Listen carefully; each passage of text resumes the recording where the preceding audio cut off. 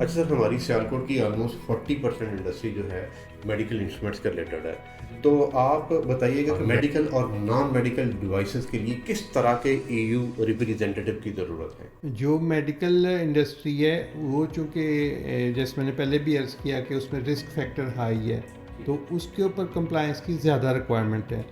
उसके लिए यूरोप ने यूडामेड एक डेटाबेस बनाई है, तो वहाँ पर कंपलसरी है जो भी सेलर्स हों कि वो यूडामेड में रजिस्टर हों।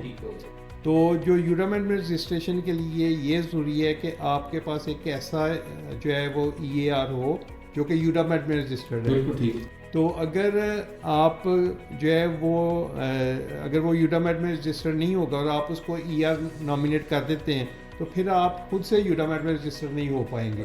तो ये थोड़ा सा उसमें जो है वो थोड़ा सा ज़्यादा रिस्पॉन्सिबिलिटीज़ हैं उस जो ER के ऊपर। और जैसे अभी जैसे ये वाला रेगुलेशन आया है, एक और रेगुलेशन मेडिकल डिवाइसेस के हवाले से है, वो है MDR। पहले जो MDD था और अब वो MDR मेडिकल डिवाइस रेगुलेशन वो भी लॉ बन गया है। तो उसमें जो यूरोपियन अथॉरिटीज रिप्रेजेंटेटिव है उसकी रिस्पॉन्सिबिलिटीज़ बड़ी डिटेल से लिखी हुई हैं। तो वो ज़्यादा रिस्पॉन्सिबिलिटीज़ हैं उसकी इस पॉइंट ऑफ व्यू से, टेक्निकल डॉक्यूमेंटेशन के पॉइंट ऑफ व्यू से, जो वहाँ पे कम्पिटेंट अथॉरिटीज़ हैं उनके साथ कम्युनिकेशन के पॉइंट ऑफ व्यू से।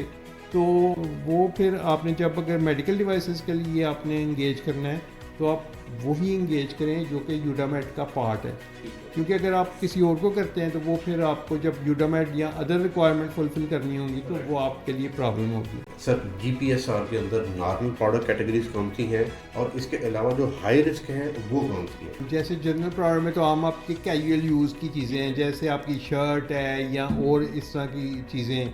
लेकिन जो हाई रिस्क प्रोडक्ट हैं उसमें आपकी, जैसे अगर सियालकोट के पॉइंट ऑफ व्यू से बात करें तो मेडिकल डिवाइसेस में काफ़ी हाई रिस्क प्रोडक्ट्स हैं। फिर आपके जो PPs हैं, जैसे आप मोटर बाइक सूट्स या रेसिंग सूट्स वगैरह बनाते हैं तो वो आपके हाई रिस्क में आ जाते हैं। लेदर गुड्स के अंदर वो हैं, वो भी हाई रिस्क के अंदर आते हैं। हाँ जी, वो अगर तो कैजुअल यूज़ के लिए हैं तो वो हाई रिस्क में नहीं है। अगर वो रेसिंग वगैरह के लिए, मोटर बाइक्स के लिए है तो वो फिर हाई रिस्क में है।